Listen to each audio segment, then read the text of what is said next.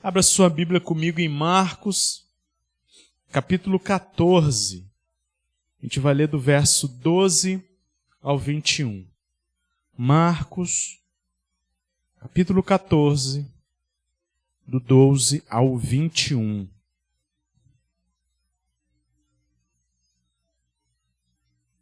Amém ou misericórdia? Vai falar assim.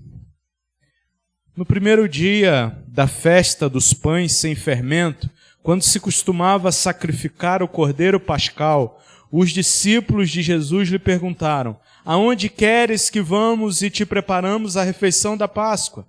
Então ele enviou 2 de seus discípulos, dizendo-lhes: entrem na cidade, e um homem carregando um pote de água virá ao encontro de vocês. Sigam-no e digam ao dono da casa em que ele entrar: o mestre pergunta: aonde é o meu salão de hóspedes, no qual poderei comer a Páscoa com os meus discípulos? Ele mostrará uma ampla sala no andar superior, mobiliada e pronta. Façam ali os preparativos para nós. Os discípulos se retiraram, entraram na cidade e encontraram tudo como Jesus lhes tinha dito e prepararam a Páscoa. Verso 17. Ao anoitecer, Jesus chegou com os 12. Quando estavam comendo, reclinados à mesa, Jesus lhe disse: digo que certamente um de vocês me trairá, alguém que está comendo comigo. Eles ficaram tristes e um por um lhe disseram: com certeza não sou eu. Afirmou Jesus: é um dos 12, alguém que come comigo no mesmo prato. Verso 21. O Filho do Homem vai, como está escrito a seu respeito. Mas ai daquele que trai o Filho do Homem, melhor lhe seria não haver nascido. Feche seus olhos mais uma vez. Senhor Deus e Pai, aqui está a Tua palavra, Deus. Eu oro ao Senhor e rogo a Ti, Pai, para que o Teu Santo Espírito possa me iluminar, ó Pai, para que eu possa pregar aos ouvidos dos meus irmãos de uma forma simples, que eles possam entender a Tua mensagem, mas que do ouvido ao coração, o Teu Santo Espírito possa levar essa palavra para que ela venha germinar e frutificar no tempo propício, Pai. É essa a nossa oração, em nome santo de Jesus. Amém e amém. Irmãos, nós estamos na caminhada, chegando aí na caminhada final, né? Tem alguns capítulos de Marcos, mas nós estamos chegando na caminhada final e mais ou menos 2 ou 3 anos, 2 anos, 1 ano e meio atrás, a gente começou no Evangelho de Marcos. Estamos aí já há 14 capítulos nesses quase 2 anos. E agora a gente vem chegando nas cenas finais de Jesus, de seu ministério. Nós vimos que na semana passada ele veio para concluir esse ministério de morte e ressurreição. Ele veio para pagar o preço a qual eu e você deveríamos pagar. O preço de morte por causa dos nossos pecados. Mas agora ele paga esse preço no nosso lugar. E ele está nessa reta final para sua morte e ressurreição naquela cruz do Calvário, levando o preço de nossos pecados. Quando nós olhamos para as Escrituras, vemos que Cristo é aquele a qual desde o início das Escrituras está falando. Grandes teólogos falam que antes de falar haja luz, Deus disse haja cruz, porque o plano já estava traçado desde o início, desde a fundação do mundo. Deus em sua presciência, Deus em sua infinitude, ele já sabia que o homem ia pecar. Ele já sabia que Adão e Eva iam desobedecer ele lá no Jardim do Éden. Então ele já tinha preparado. Então desde o início nós vemos apontamentos para Jesus Cristo. Ontem nos 2 episódios finais do The Chosen, A gente viu que Moisés, ele levanta uma serpente no deserto quando o povo desobedeceu e o povo começou a desrespeitar a Deus, e Deus enviou serpentes para infligir naquele povo. E nós vemos que Moisés levanta uma serpente de bronze. E nós vemos que Jesus depois vai falar, assim como Moisés levantou aquela serpente de bronze para tirar aquele pecado que estava no meio do povo, assim o Filho do Homem seria levantado numa cruz para tirar o pecado do povo. Então, desde o início, de Gênesis a Apocalipse, o assunto principal é Jesus, o assunto principal é sobre a redenção, sobre o plano de salvação desse Deus maravilhoso. Alguns falam que Jesus, ele é o fio de ouro que corta todas as Escrituras. E isso, de fato, é uma realidade. E esse texto nos coloca diante de um cenário carregado de emoção, simbolismo e prenúncio, aonde a alegria da Páscoa estava misturada com a sombra da traição. A festa da Páscoa era um momento onde o povo judeu comemorava, porque Deus tirou o povo da escravidão do Egito através de 10 pragas. E a 10ª praga foi a morte do primogênito. Então a festa da Páscoa justamente fala sobre isso, a passagem da escravidão para a liberdade. E agora Jesus subiu para Jerusalém, era de costume todos subirem para Jerusalém para festejar a Páscoa, porque lá estava o templo, lá estava o centro religioso, e todos os povos subiam para festejar a Páscoa. E eles estão nesse momento, um momento onde era de celebração, mas ali naquela noite, aonde Jesus estava reunido com os seus discípulos, tinha uma mistura sombria de traição. Tinha uma mistura sombria aonde o filho seria traído. Seria traído por um dos 12, seria negado por outro dos 12, seria deixado sozinho. Isso tudo estava permeando ali, aquela noite, que era para ser uma noite de alegria, de felicidade, de festa. E ao longo dessa passagem, nós vamos nos aprofundar naquilo que está acontecendo aqui. Como eu falei, quando nós olhamos para a história da Páscoa, é um povo escravizado que clama a Deus, que busca a Deus, porque eles estavam escravizados em uma terra que não era deles, em uma terra que era diferente da deles. E eles estavam sendo açoitados, estavam sendo maltratados, estavam escravos naquela terra do Egito. E eles começam a clamar a Deus. E o clamor daquele povo chega até Deus. E Deus começa a colocar sua estratégia para libertar aquele povo. E ele usa um homem chamado Moisés. E esse homem, Moisés, ele já apontava para Jesus Cristo, o verdadeiro libertador da escravidão do povo. E é isso que nós estamos vendo aqui. O verdadeiro libertador da escravidão do povo não foi Moisés. Moisés, ele foi um homem usado por Deus, sim, mas ele foi um pecador, assim como eu e você. O verdadeiro salvador da pátria não foi Moisés, não foi Davi, não foi Salomão, homens importantes para a história, sim, mas não foram o salvador da pátria. O salvador é Jesus Cristo, aquele que pagou o preço em nosso lugar, aquele que morreu em nosso lugar.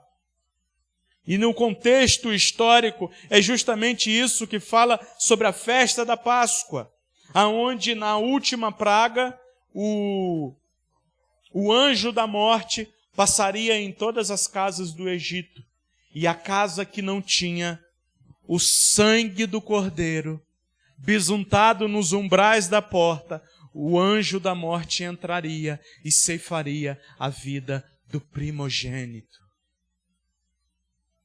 de cada família, de cada cria. Imagina o sofrimento que estava no Egito quando isso acontece, mas aqueles que eram escolhidos por Deus, o povo de Deus, eles foram preservados, porque Deus tinha um propósito na vida deles e eles são preservados por isso. Aqueles que têm o sangue do Cordeiro nas suas vidas, eles não passarão para a morte eterna. Eles passarão, muito pelo contrário, para a vida eterna. E o sangue do Cordeiro não é um cordeiro que a gente vai pegar aí agora e vai matar mais. Não precisa mais. Porque Jesus, ele foi o Cordeiro puro. Jesus, ele foi o único. Jesus foi aquele Cordeiro que tira o pecado do mundo de uma vez por todas. Por isso que hoje nós não precisamos mais sacrificar. Antigamente no templo, o templo não era uma igreja bonita assim, talvez. Era luxo, tinha ouro e tal. John Lennon, mas vai falar que as construções tinham ouro. Mas no templo era onde havia sacrifício, havia morte. O templo era onde havia derramamento de sangue para remissão dos pecados. Então imagina um lugar onde se derrama muito sangue.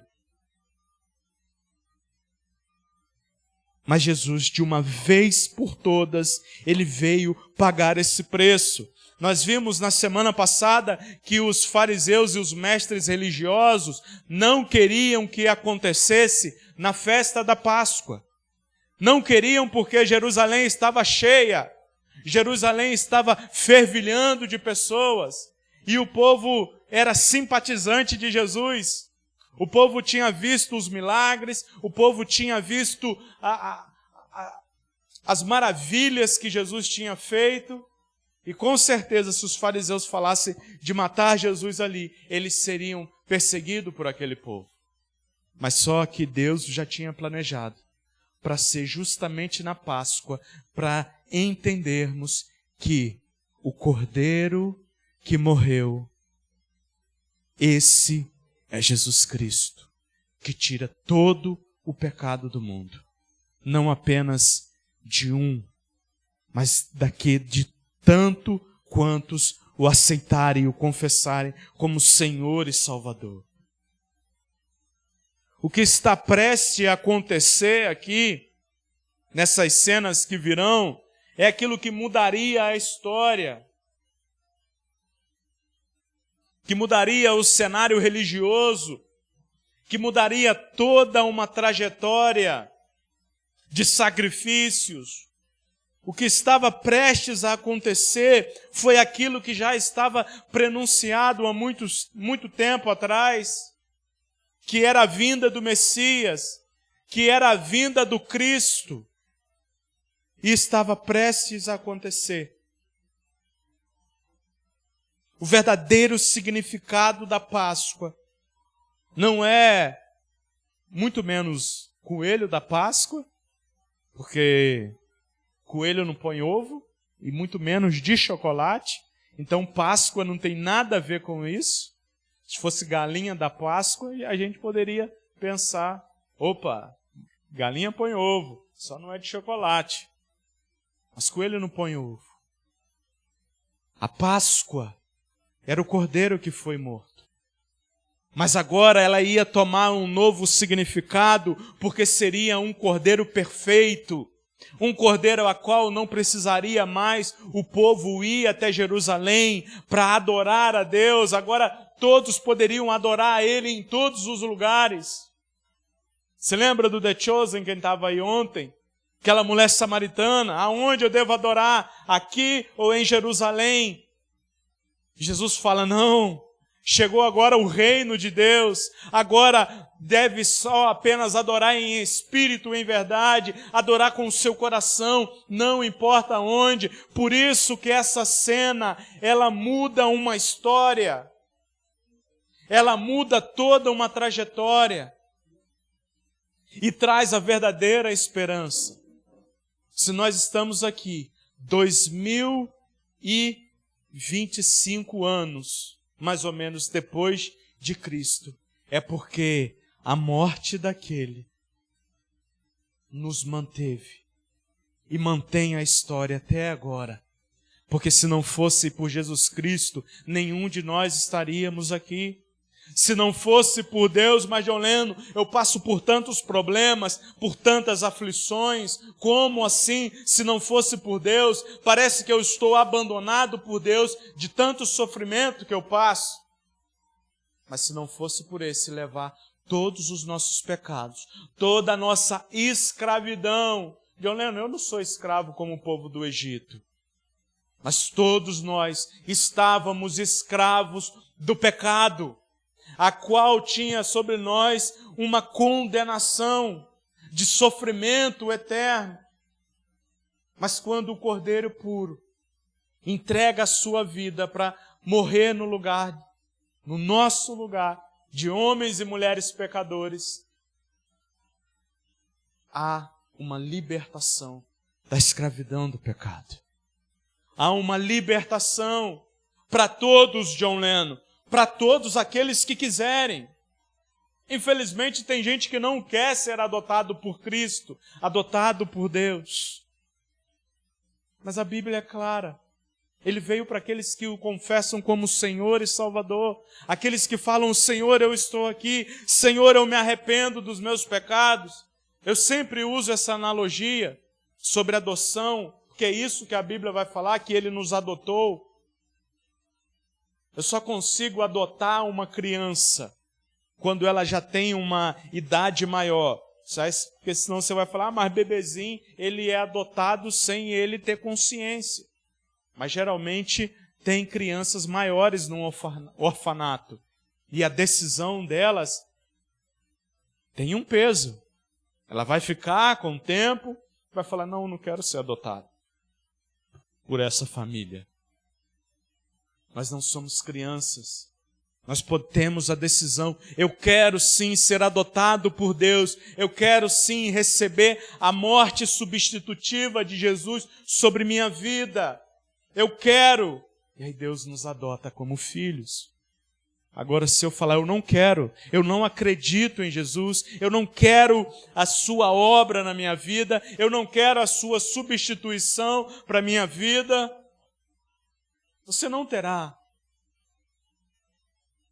Mas a grande questão é, o sofrimento estará sobre você e sobre aqueles que não querem ser adotados por Deus, sobre aqueles que não querem ter a morte de Jesus Cristo como um substituto para suas vidas. Todos nós somos pecadores. Existem aqueles que são pecadores redimidos, que procuram viver segundo a vontade de Cristo, que se debruçam aos pés de Jesus e pedem perdão a Ele. Mas tem aqueles que não querem. Estava tudo preparado.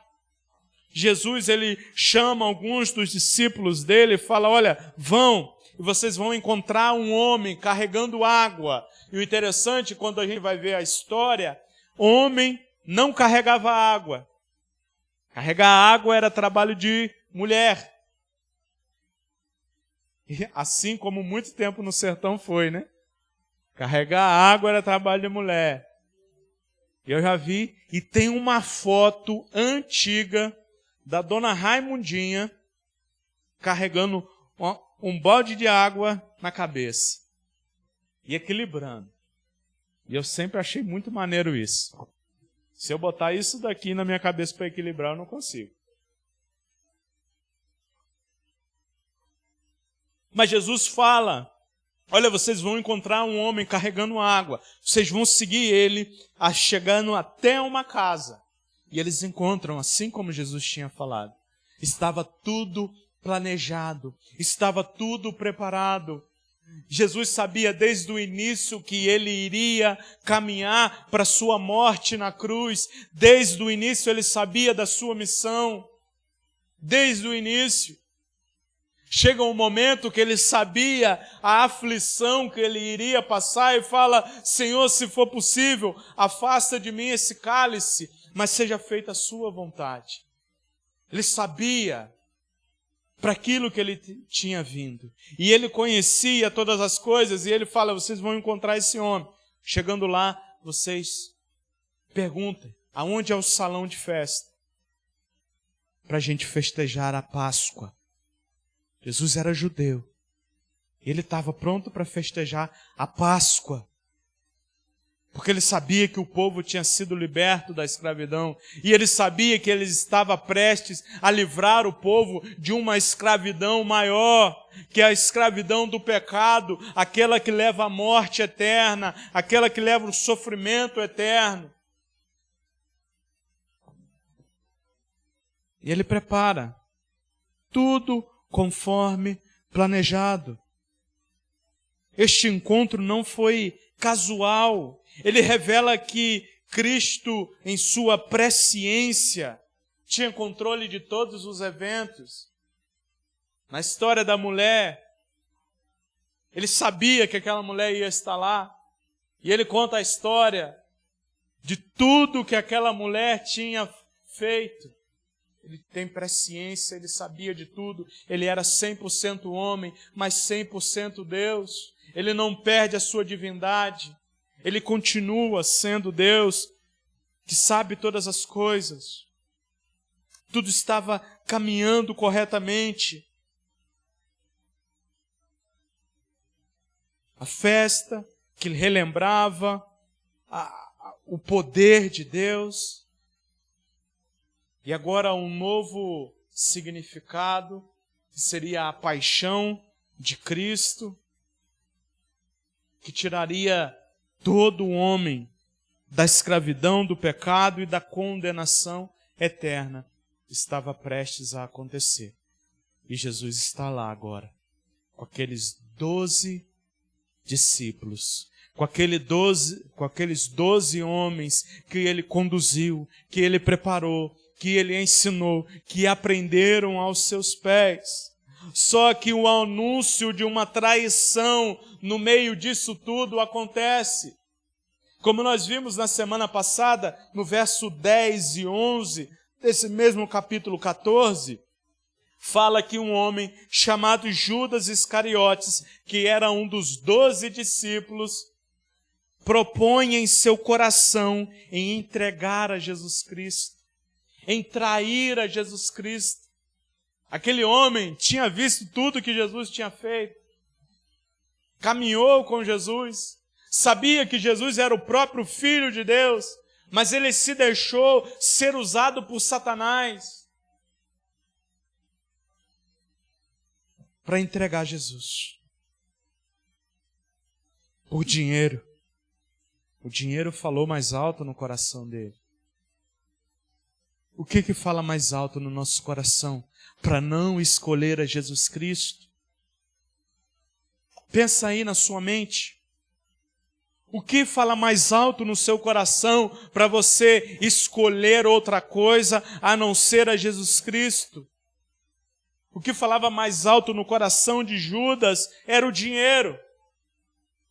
E no seu coração? Ah, não, eu quero viver minha vida primeiro, porque eu sou novo. E quando eu estiver bem velhinho, com a cabeça branca, igual o Zé Tomás, eu converto, eu vou para a igreja, eu aceito a Jesus, mas antes eu quero aproveitar a minha vida, eu quero ir para a festa, eu quero beber, eu quero fumar, eu quero festejar os prazeres da vida, mas esses prazeres são momentâneos. Judas escolheu um prazer da vida que era a riqueza e foi totalmente momentâneo para ele. Ele nem desfrutou daquele dinheiro da traição, mas ele escolheu o dinheiro. Talvez você pense, John Lennon, mas eu não sou como Judas. Eu não escolho dinheiro além de Jesus, acima de Jesus. Mas às vezes nós trocamos Jesus por bem menos do que Judas. Misericórdia, John Lennon. Misericórdia mesmo, meu irmão. Porque às vezes nós trocamos Jesus por tantas outras coisas passageiras, por bem menos do que dinheiro, por bem menos do que fama, estamos trocando Jesus. Estamos traindo Jesus.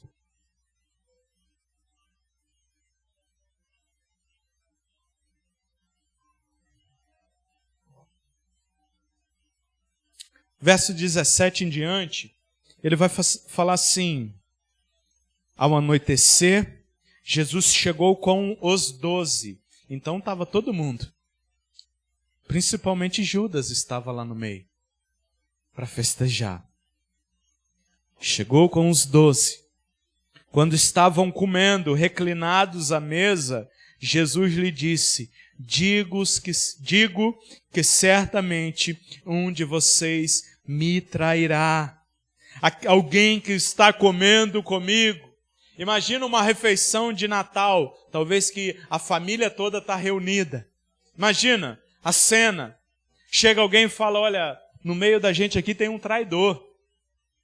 Imagina a cena, e ainda mais de uma pessoa como Jesus Cristo, de alguém que veio salvar. E chega e fala: olha, certamente um dos 12 me trairá.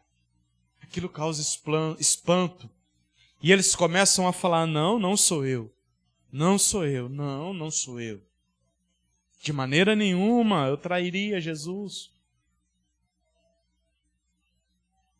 De maneira nenhuma, John Lennon, nego Jesus. De maneira nenhuma, eu estou aqui firme com Jesus.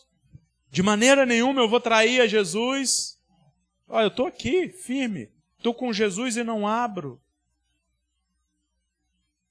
Mas a gente precisa de muito menos do que uma perseguição para trair a Jesus. Tem irmãos agora que estão sendo perseguidos por causa do Evangelho.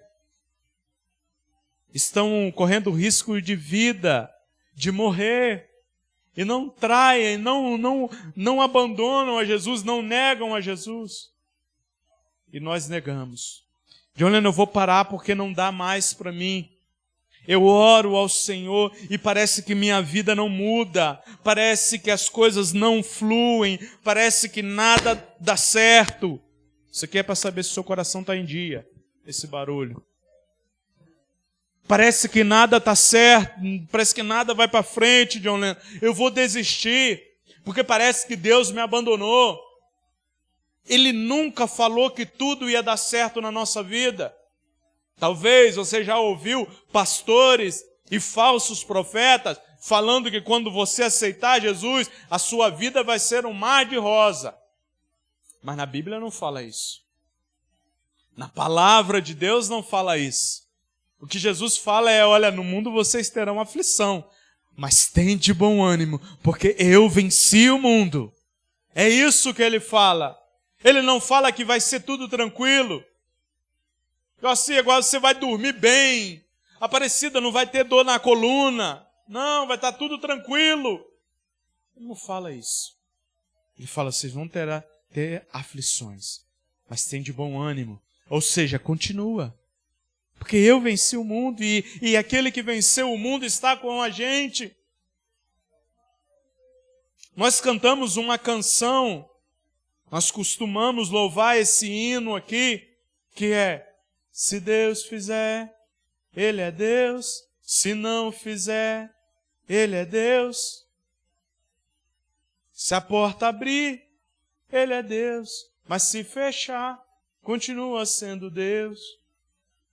Só que a gente não encara esse louvor como uma verdade. E a gente quer que Deus faça alguma coisa.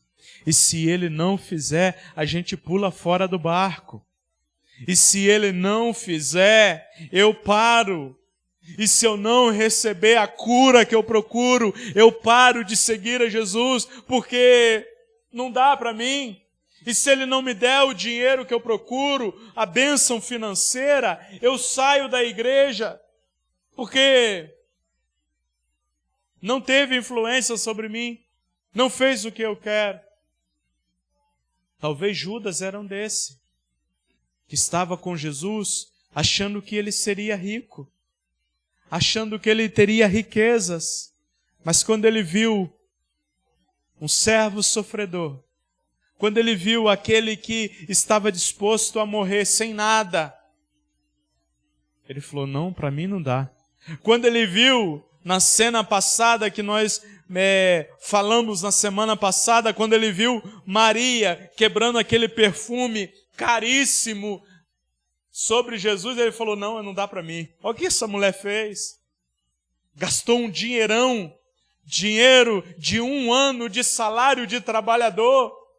1 ano. E ela derramou sobre Jesus. Não, para mim não dá.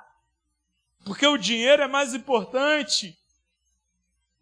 E quantas vezes nós fazemos essa conta? Não, para mim não dá. Para mim não dá porque eu vou ter que parar de fazer algumas coisas. Eu vou ter que lutar contra os meus pecados. Contra aquilo que eu desejo fazer. Não, para mim não dá. Para mim não dá, Jesus, eu vou ter que te trair. Para mim não dá, não. Eu vou trocar o Senhor por qualquer outra coisa.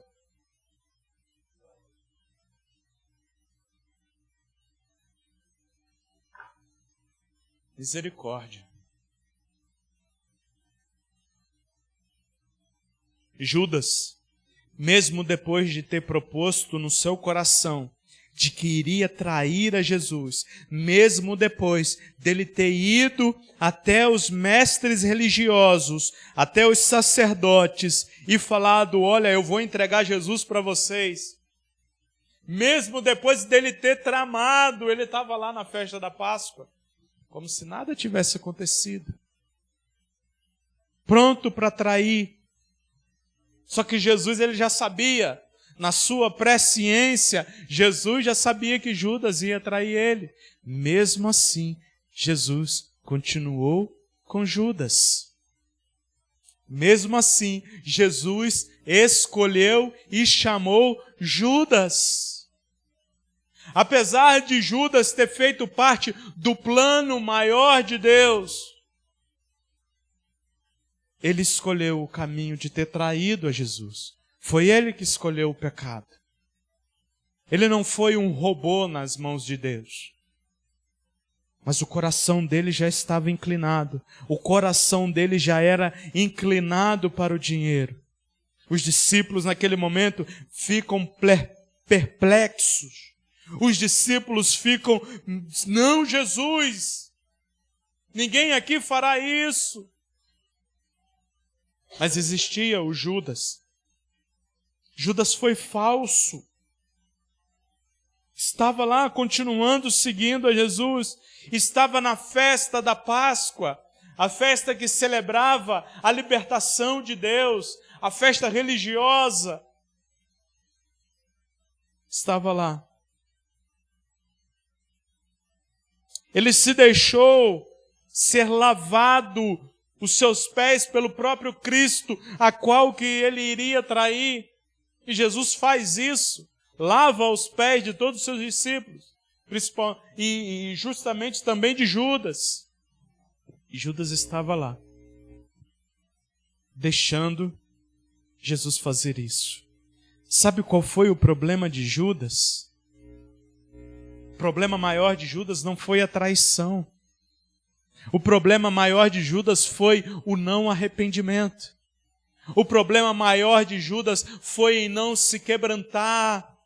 Não existe pecado grande demais ao qual Jesus não pode perdoar.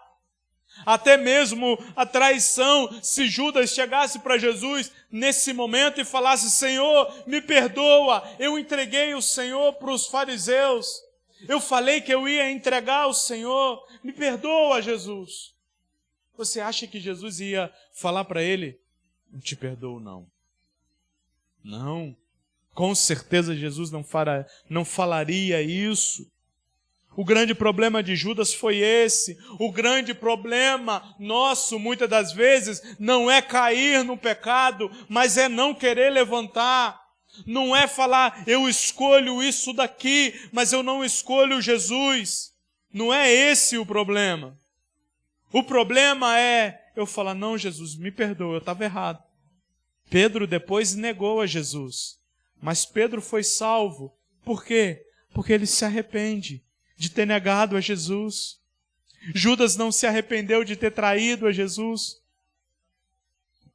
Por isso que logo depois ele se mata.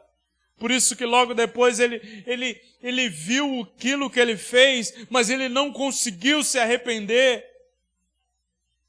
O grande problema, amados, nosso é esse muitas das vezes. Que a gente não consegue se arrepender da nossa traição. Senhor, eu troquei o Senhor por um casamento. Eu troquei o Senhor por uma esposa, por um marido. Eu troquei ao Senhor por dinheiro, por fama. Eu troquei o Senhor por um cacho de banana. Misericórdia, João, ninguém faz isso. Mas o que eu quero falar é que às vezes nós trocamos Jesus por tão pouca coisa. Tão pouca coisa. E sabe qual é o pior? Nós não nos arrependemos. E esse que é o pior. Nós não voltamos atrás. Mas Jesus, se Judas confessasse o seu pecado, Jesus com certeza perdoaria. Mas Judas estava com o seu coração endurecido. Por causa do pecado, Judas estava ali para celebrar a festa da Páscoa, aonde diz respeito sobre a libertação da escravidão, mas ele continuava sendo escravo do dinheiro. Ele não entendeu o perdão. Ele não entendeu o verdadeiro significado do Evangelho. E ele estava ali.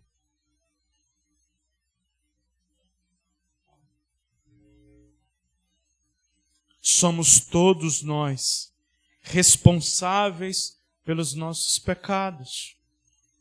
John Lennon, mas você sempre fala que o pecado, ele tem a sua raiz lá em Adão e Eva, que desobedecem, e nós estamos aqui por causa de Adão e Eva. A culpa é deles. Não. Nós pecamos. Nós somos responsáveis. Judas foi seduzido pelo amor ao dinheiro. E eu quero frisar bastante isso, teclar bastante nessa tecla, para que fique na sua cabeça. Será que eu não tenho trocado a Jesus? Será que as coisas do mundo não têm me seduzido para eu trocar a Jesus? Pense na sua vida, analise. Tenha certeza que não importa qual seja o seu pecado, se você se arrepender e voltar para Jesus, Ele irá te perdoar. Tenha certeza disso.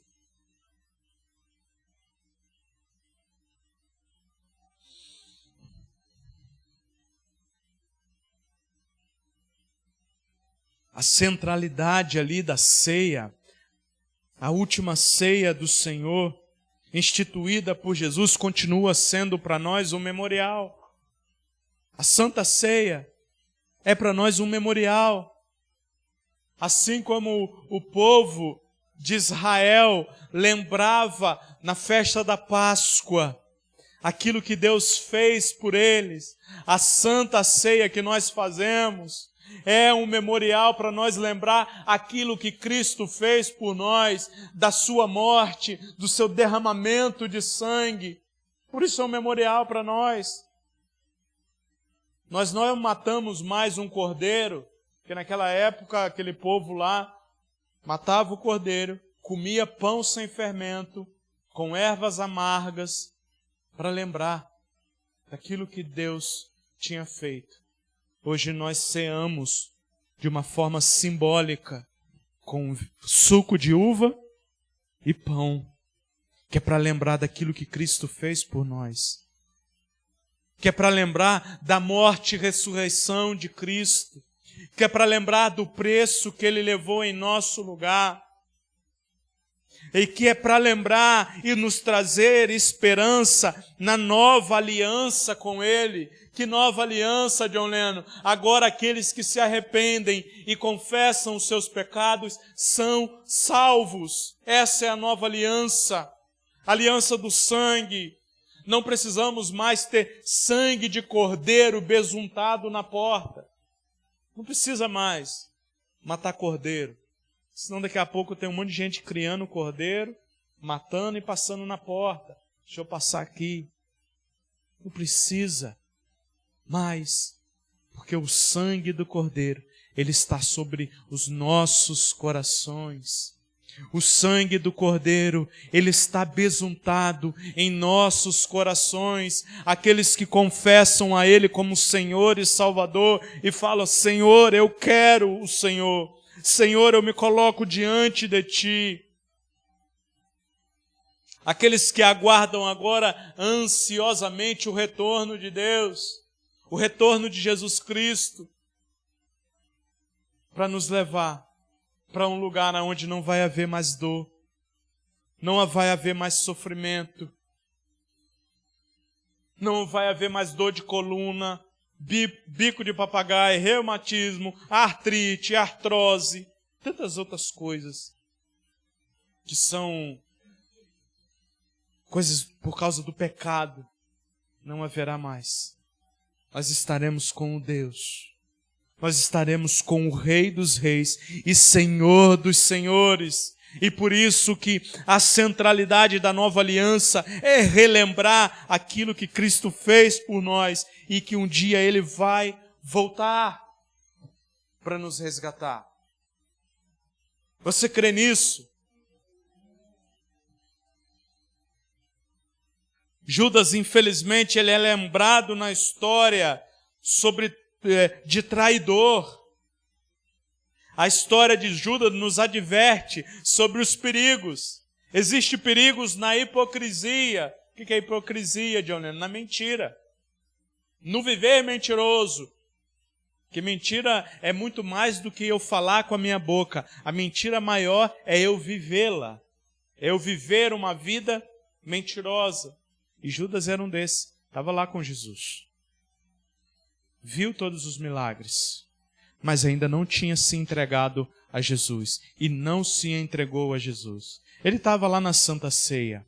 Mas ele não se entregou de fato a Jesus. O que eu quero dizer com isso? Nós podemos vir à igreja, ser batizados, mas não nos entregarmos de fato a Jesus Cristo. O que nos salva não é o batismo.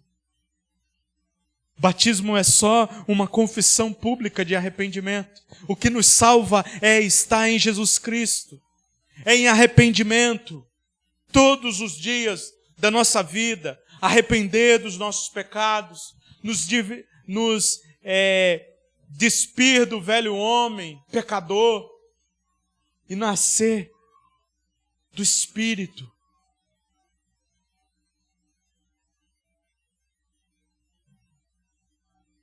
Que nós não venhamos deixar a ganância, a maldade dominar o nosso coração. Que nós não venhamos deixar a mentira de que, crente é todo mundo preso, é todo mundo lá, não pode fazer nada. Nós podemos sim fazer, só não convém. Mas aqueles que estão escravos no pecado, muitos não conseguem sair. E eles só sabem a escravidão quando deitam a cabeça no travesseiro e refletem sobre a vida.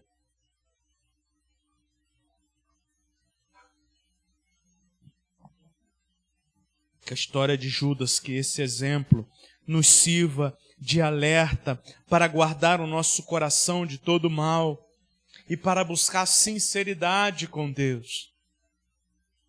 Não estou falando que nós vamos parar de pecar. Eu sempre falei isso. Eu sempre falei, sempre ficou aberto para cada um de vocês. De que eu sou pecador. Mas eu sou um pecador redimido por Cristo. Que procuro não viver mais em pecado. Que quando eu caio, quando eu peco, porque isso acontece, eu não paro ali e fico caído, mas eu luto para me colocar de pé de novo. Não é entregar os pontos como Judas fez. Eu já traí, não tem jeito mais, não dá para voltar atrás. Dá para voltar atrás. Enquanto há vida, há esperança. Dá para voltar atrás sim e se arrepender de seus pecados. Deus, Ele tem poder de nos perdoar.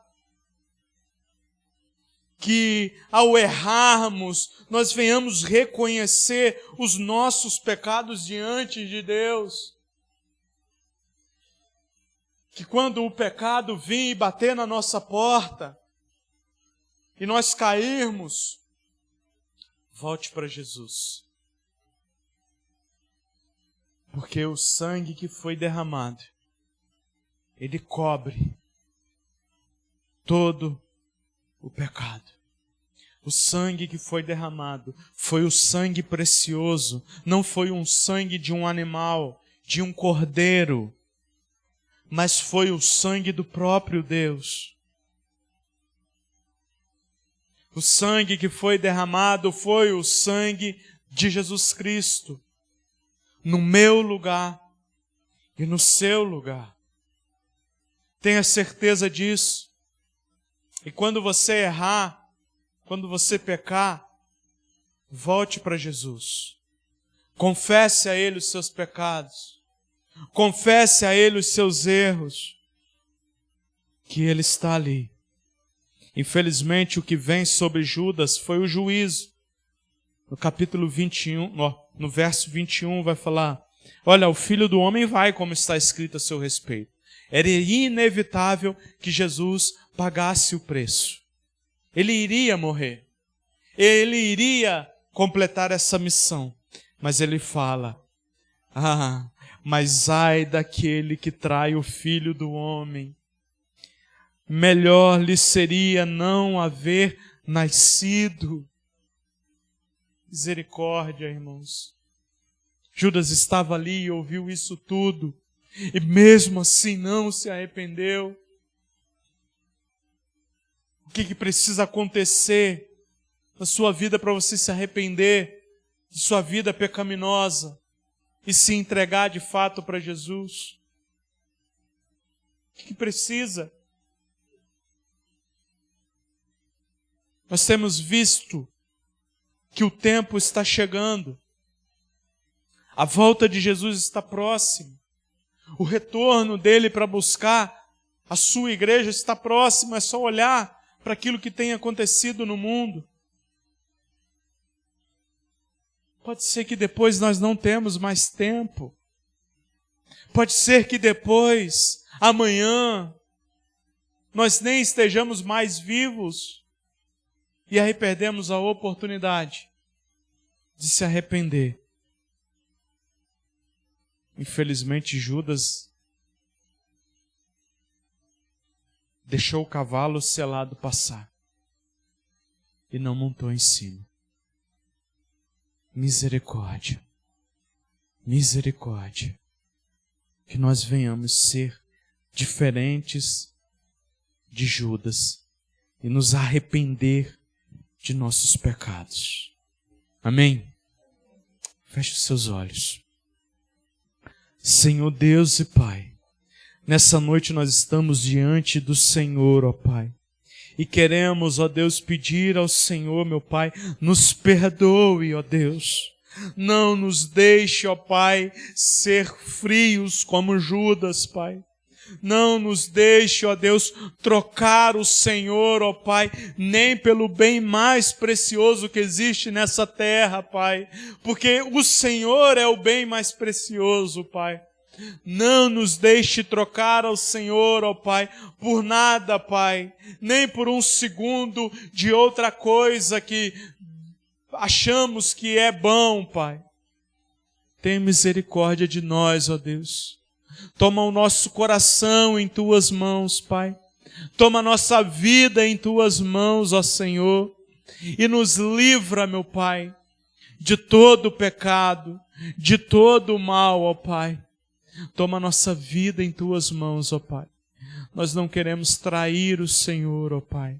Nós não queremos, ó Deus, viver uma vida, meu Pai, aonde sempre trocamos o Senhor, ó Pai. Mas nós queremos viver, meu Pai, verdadeiramente para o Senhor, ó Pai. E que o Teu Santo Espírito, meu Pai, possa falar aos nossos corações e possa continuar ministrando em nossos corações, ó meu Pai, essa palavra, a Tua palavra, a palavra de salvação, a palavra de remissão de pecados, é a palavra de libertação da escravidão do pecado, Pai.